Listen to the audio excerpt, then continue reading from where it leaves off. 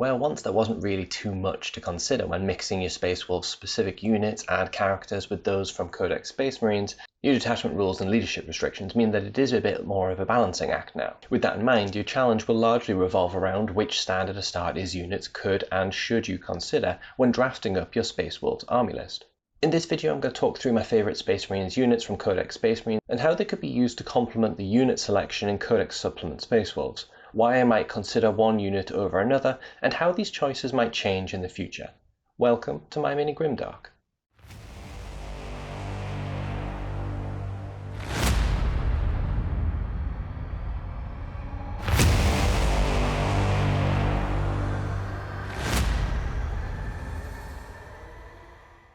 As started construction of this video on request from a subscriber, I've often taken standard Astartes units in my Space Wolves army in the past, particularly when I'm playing competitive games, and I sometimes run Space Marines from my custom Renegade chapter of Undead Marines. I know, and I've played against plenty of Space Marines players that run each of their divergent chapters too, so I've experience to lean on. I've known Space Marines since the 90s, so how hard could this be? It turns out that this video was a wolf of a task. Even Ragnar might think twice about wrestling barehanded. The challenge is that there's so many different ways you could build your Space Wolves army, particularly if you're considering some of the detachments from Codex Space Marines. There are 7 detachments to choose from in Codex Space Marines, 3 detachments in Codex Supplement Space Wolves, and the additional detachments available to download from the Warhammer community. Each detachment will fundamentally change the way you build your army, and the units will be stronger in one detachment versus the other. So for this video, I'm purely going to consider the units available in Codex Supplement Space Wolves right now and what they're lacking that Codex Space Marines could offset with its unit selection outside of detachment considerations. By looking at the units in a void, as it were, it will give you the general sense of the top options and considerations and how they could complement each other. As a basic example, Space Wolves currently have no infiltrating units in their supplement, so I've picked a few of my favourites from Codex Space Marines that you could consider and why I've chosen them over the others available. I just hasten to remind you now, particularly if there are newer players to Warhammer 40,000 listening to this, if you're wanting to run the detachment in Codex Supplement Space Wolves, whilst there's nothing to stop you choosing from units within the Codex Space Marines, many of the detachment buffs, enhancements and stratagems will not be available and accessible to non-Space Wolves units. I'll get around to looking at all of the current Space Marine detachments and list building in separate videos in the future. The other thing I've done to try and make the lengthy list of Astartes units options more palatable, and hopefully make it clear what gaps they're filling in the Space Wolves' current unit selection, is that I've categorised every Space Wolves unit, every Space Marines unit, as either Hammer, Vanguard, or Utility. There are no strict rules here, and there's no science behind this other than my experience and preference, and these categories aren't designed to align to any descriptions from Games Workshop. I've based these categories on how I would use the units and how I've experienced them being used, either directly or from competitive lists that I've observed. For example, one that's going to be a bit subjective, I've categorised Assault Intercessors as a Vanguard unit since, like Bloodclaws, they'll generally be used to get in fast to either screen an objective or try and take it from the opposition Vanguard in the early stages of a game while the rest of your force manoeuvres around them. There is definite argument here that they could drop in as a utility unit, depending on leadership choices, playstyle, and the detachment choice. I imagine all of these units could be argued into another category. This is just what feels most natural in my opinion, based on how I play and how I've experienced them played most impactfully by others both casually and competitively. This also means that I've made the decision to ignore many effective and viable units from Codex Space Marines in this video, like the aforementioned Assault Intercessors for example, since they have a Space Wolves equivalent unit, and I'm making the assumption that you're making a Space Wolves army because you want to run actual Space Wolves units first, complemented by standard Astartes units. I've also ignored any Codex Space Marine units that are aligned to another chapter since they can't be fielded in your army if you're running Space Wolves units. That's basically the epic heroes from Codex Space Marines. Finally, I've given honourable mention to a number of Firstborn units at the end of the video, but I've chosen to lower their priority for the simple reason that if Games Workshop continues along the current trend of phasing out Firstborn miniatures, I predict that some of these units have a potential shelf life of about a year before they're whisked away into Legends for the next edition. An example of this is the old style Dreadnought, which I've entirely ignored in place of the Primaris scale Dreadnought options. This is pure speculation, but it impacts on my purchase choices, and if I was introducing a new player to Warhammer 40,000, I'd definitely warn them of this potential eventuality. Starting with the gaps currently in Codex Supplement Space Wolves, I've shed away all of the Codex Space Marine units in this version of the map, and you can see straight away there are some areas that Space Wolves don't have much choice for cover in their unique range at this time. Notably, Space Wolves lack any form of dedicated transport, only having limited available hammers, and a number of these are melee units only, and they lack utility units in general. They do benefit in that the units they do possess can moonlight into different roles, so Bloodclaws can be given a strong leader and buffed to hit much harder than the datasheet might otherwise imply, but against certain armies, sticking with purely Space Wolves unique units would limit you in a number of areas. To defeat armies like Custodes, for example, you generally need to be able to outmaneuver their small elite forces and find ways to tie them up in fights that don't suit them and complicate their ability to score with nuisance units. Trying to go toe-to-toe with them directly with lots of close combat hammer units is going to be a huge struggle for Space Wolves. Custodes are one of the best ABC armies around and will usually outclass most melee armies at their own game. Since Space Wolves have a great selection of Vanguard units already, as well as a solid selection of melee hammers, I'm going to ignore anything that would be classed into these categories from Codex Space Marines, although there are great options for both if you decide to build a non-Space Wolf specific army. Starting with the first area that Space Wolves are lacking, and hammer units that specifically provide range support. Now, there are no rules anywhere that state you need to have range support, and if you prefer, you can build a winning list without any. That said, strategically, there are a number of benefits from having some solid range support available in your lists, and most podium lists will have at least some range support in them. Firstly, range support units will, as you'd expect, allow you to be impactful in dealing damage from turn 1 in many matchups. More elite armies will probably be able to hug meaningful cover, so you might not be able to get much line of sight on them early, but Horde armies, tanks, and titans will be ripe from initial shooting. Secondly, having at least some ranged threat makes your opponent think about their movement and how to deal with the threat. If you're up against World Eaters, Emperor's Children, or other melee or short-range proficient armies, and you have no range support yourself, they're just going to charge forward in a straight line to engage you as quickly as possible with no care in the world. Ideally, you want them to feel like they need to hug terrain and consider how they move their elite units forward. You need them to consider that if they do get cocky, you might be able to make them pay for it. Your range support might be something other armies will struggle to deal with as well. A Ballistus Dreadnought in your backfield can do a good amount of damage for a relatively modest amount of points if left unchecked, and with their range, they'll often be able to move into firing lanes without exposing themselves too much in return. If your opponent lacks the tools, they might have a hard time getting to your Dreadnought in order to deal with it. It'll take up a lot of their attention, and by drawing attention, your other units are going to be under less pressure. And since Space Wolves are generally already very efficient at dealing with opposition infantry and melee, I've focused on units from the Space Marines Codex that bring big, tank-crunching, ranged firepower, with one notable exception. You've got some Dreadnought options in Codex Space Wolves as well, along with the epic hero Bjorn the Fell-Handed, of course. But these are all Firstborn miniatures and likely for updates in the future, so it's up to you if you're happy spending your hard-earned money on these. I'm going to suggest some alternatives that could do the job really well across most detachments and army compositions from Primaris era of Codex Space Marines. First up, the unmistakable and impressively chunky form of the Redemptor Dreadnought. At time of recording, this brute is 210 points, making it the second most expensive range support option I've popped onto this list. I run a Redemptor in my homebrew Space Marines army, but I don't currently take one for my Space Wolves. The reason's purely down to the points investment in a single unit. In my Space Marines army, I've got a really good distribution of long and short range firepower across my units, so I can invest a bit more in a Redemptor because I don't need him to just sit at home and snipe from a distance. He's going to get into the mix, and I'll generally get value from his full profile. With Space Wolves, though, because there's very little other firepower to speak of in my army, I need my range support units to operate just as that. This means I'd be paying for a lot of a datasheet that I wouldn't be able to utilize in the Redemptor. That said, if you want range support that is equally impactful in melee, and you're happy to sacrifice something else from your army list to get it, this is an excellent unit. It has a big durable profile with toughness 10, 2+ save, 12 wounds and an inbuilt -1 damage modifier to incoming attacks.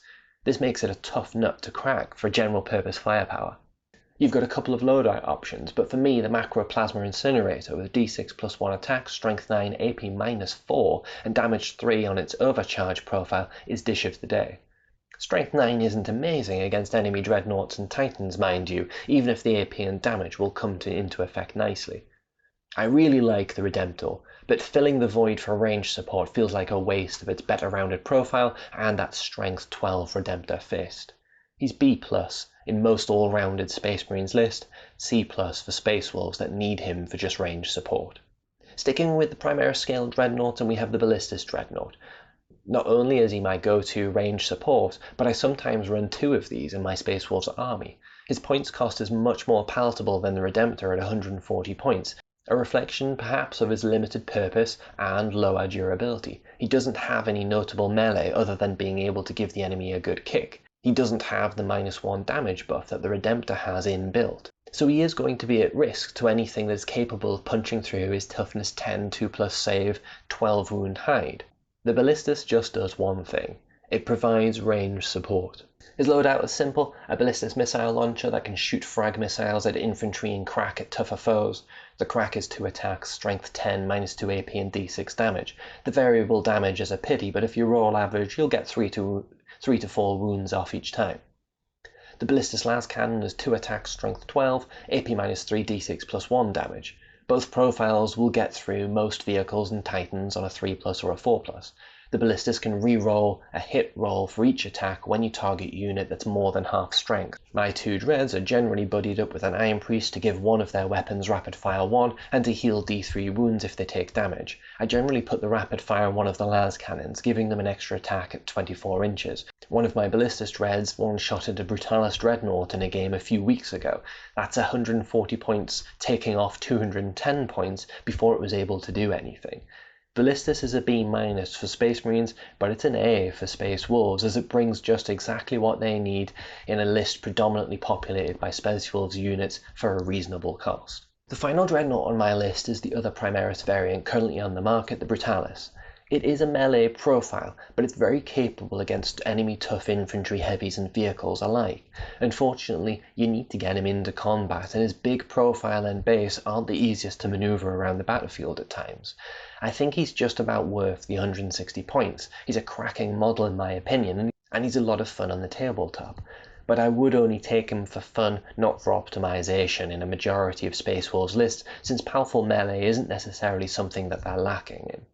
He's a B- for Space Marines, a C for Space Wolves. Next we have the formidable Gladiator variants. Both the Lancer and their Valiant are 160 points, and as the range support unit for Space Wolves, they're both worth the price tag. The Valiant is a powerful twin las Talon, 2 attacks hitting on 3, strength 10, AP -3, D6 plus 1 damage. That's at 36 range, and with twin link trait, as well as multi-melter at range 18. Hitting on 3s with strength 9, a tidy -4 AP and D6 damage with the Melter 2 trait.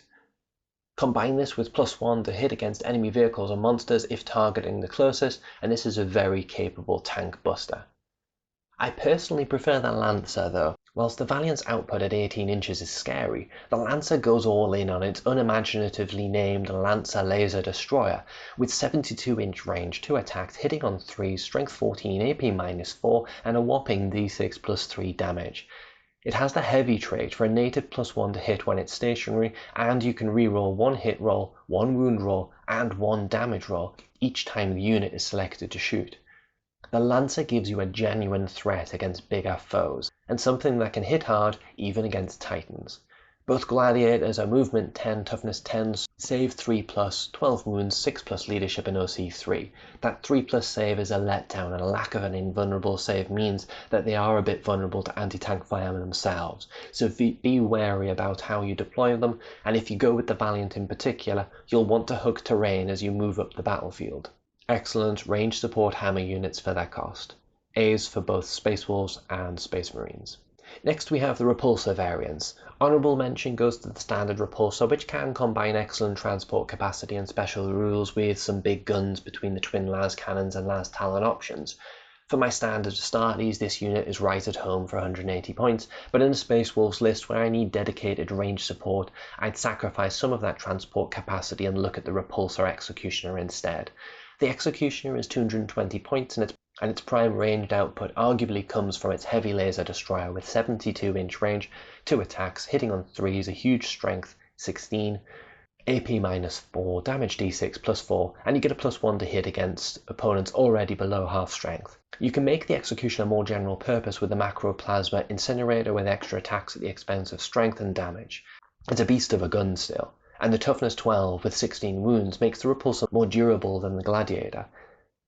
I'd probably go with the Gladiator, however, with the significantly lower points cost for almost the same output at range, but if the wind is blowing in a different direction, I could be swayed to the Executioner. It's a competitive A- for the Repulsor Executioner as a tank-busting range support unit. My final range support unit of choice from Codex Space Marines, aside from the honourable mentions I'll add at the end of the video, is the Storm Speeder Thunderstrike. Storm Speeders aren't quite as durable as the units we've looked at so far, with toughness 9, save 3+, 11 wounds, but they give you something a little different with a pacey 14-inch move and the ability to deep strike, and interesting special rules. In the case of the 150-point Thunderstrike, that comes in the form of +1 to wound for allies against enemy vehicles or monsters that are hit by one or more of the Thunderstrike's range attacks. This is an excellent combo move. The Thunderstrike can generally get into position to make an initial assault on enemy heavies with fast movement and long-range firepower. The single attack 48-inch range, hitting on 2s with strength 12, AP -3 and damage d6 +1 from the Storm Fury missiles, backed by its Las Talon and Icarus pods, are usually going to be capable of putting an initial dent. Then, targeting enemy vehicles or monsters, everything else gets a +1 to wound against that chosen unit that's been hit. That makes the enemy unit much more prone to massive attacks from Space Wolves units like Bloodclaws, Headtakers, or even a deep-striking Terminator unit. It buddies well with other range support units too, basically anything I've mentioned so far. In casual play, the Thunderstrike's mobility is a lot of fun and they'll generally get some good licks in, but be aware that you're likely to put them in danger in doing so, and they aren't tough enough to withstand too much from an enemy counterattack. I like this unit though, solid for the Space Marines list, and most Space Wolves lists will take advantage of them too if they're taken. But they do need to be used with a bit more thought and strategy to get the point values, so B for this one, going to B+ in the right hands. Next up are utility units, and we'll start with the obvious ones, transports. As it currently stands, Space Wolves have no unique transport options, so if you want to ferry your units from point A to point B in a transport, you're going to need to pick something from Codex Space Marines or take a drop pod, the rules of which are currently downloadable from the Warhammer community portal and within the box. Honestly though, Space Wolves don't necessarily need transports, and due to their unit sizes, you're actually going to struggle to get them into some of the cheaper options available, so you're going to be paying a high points cost for the taxi service. The new drop pods didn't make it into my favourites, by the way. The idea of them is fun enough, and in casual gaming, go for it. I've just found that generally, they aren't usually the optimal way to get troops forward, and my points could be better spent. First up, already featured, the Repulsor. With the transport capacity of 12 Adeptus Astartes infantry, with Wolfen and Wolfguard Terminators taking up 2 slots each, so you can generally get a unit and a leader inside one. It's quick with 10-inch movement and durable with toughness 12 and 16 wounds. The Repulsor has good firepower for light and medium infantry as well, though it isn't its forte really. The Repulsor's emergency combat embarkation special rule is nifty, and it can be impactful for some of the Space Marines' short-range units. Situationally, it's okay for Space Wolves, and I can see it working for Grey Hunters, just for example, to hop back into the transport and avoid being charged, but it doesn't feel clutch. The Repulsor is 180 points, which for me is a bit much to be used as a dedicated transport, but the capacity is good and at least you can do something with it after it's dropped its units off. It's the best option for Space Wolves at a B-. Alternatively, you can go with the humble Impulsor, though your transport capacity is sadly lower. The Impulsor comes armed with an array of ranged weapons that can chip away at units. Keely, it's pretty tough with 11 wounds, toughness 9, along with a movement of 12 inches. It also has the ability for units to disembark after it is advanced.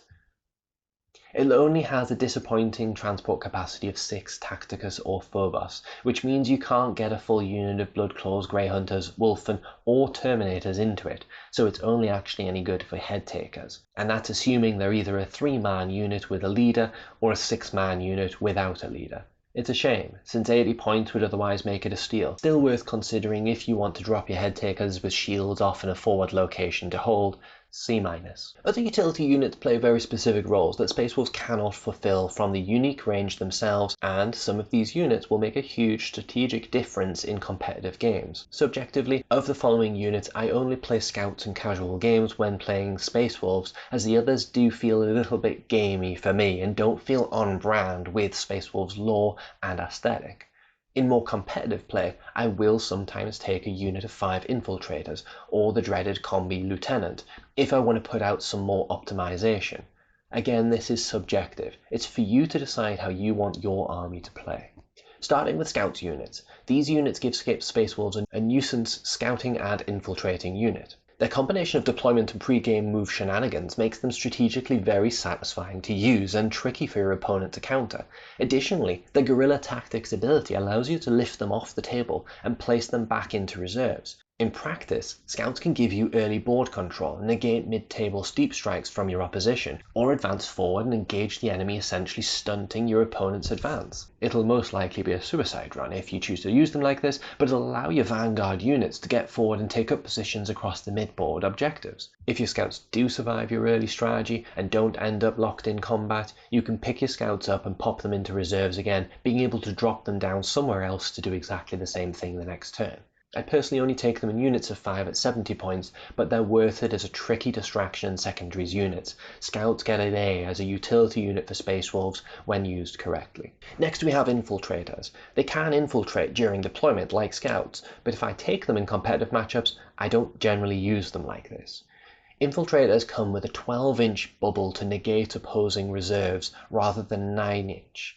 This is huge for protecting your backfield in practice, and I usually sit them somewhere near my home objectives, out of sight. They're 100 points for 5, so they aren't nothing, but that 12-inch bubble can feel massive in competitive play, especially given how many of your troops want to surge forward without having to worry about things like holding home objectives.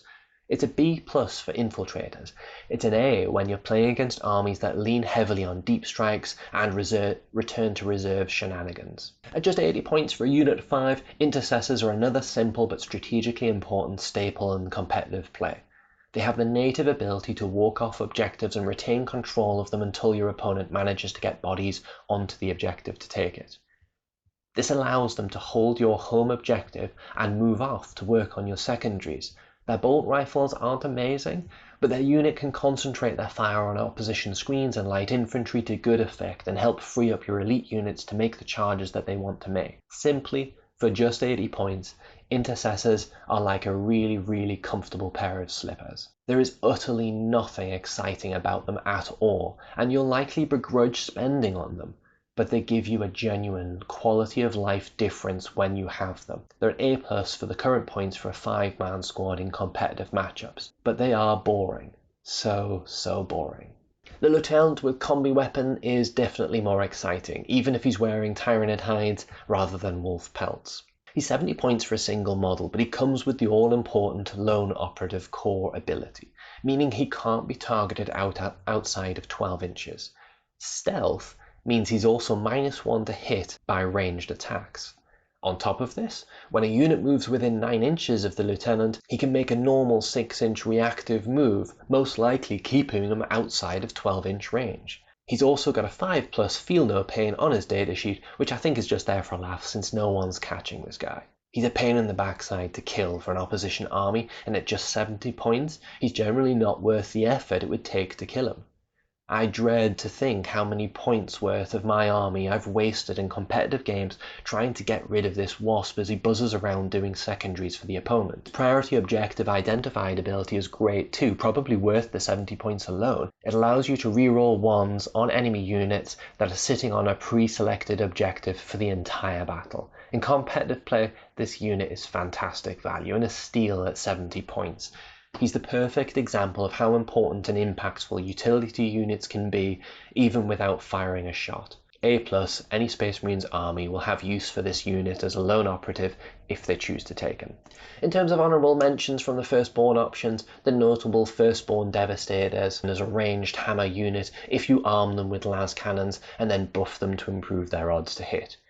Both the Predator variants and the Vindicator are strong range support tanks, but they do feel a little bit overpriced at the time of recording. I'm much more inclined to the Primaris options these days. Same goes with the Land Raiders options, although all of which bring some good hammer and excellent transport capacity, but again don't feel ideal value for the points. I'm not going to pretend to understand the inner workings of Games Workshop or what is going to happen in 11th edition beyond, but the Firstborn Space Marines range has been steadily phased out over the last few editions, and I see no reason that this pattern won't continue with the removal of some, if not all, of the remaining Firstborn range to Legends. They'll still be usable in casual environments, but unsupported for competitive, I'd expect. You should weigh this up before investing your hard-earned money and time into your collection. There are some other solid options in Codex Space Marines, of course, and I'd always recommend you make your own assessment beyond my suggestions here. Rule of Cool has a firm place in list building too, whether you're playing competitive or casual games. If you like the look of one thing or another, if you just have a desire for running units of Space Marines bikers in your Space Wolves army, go for it.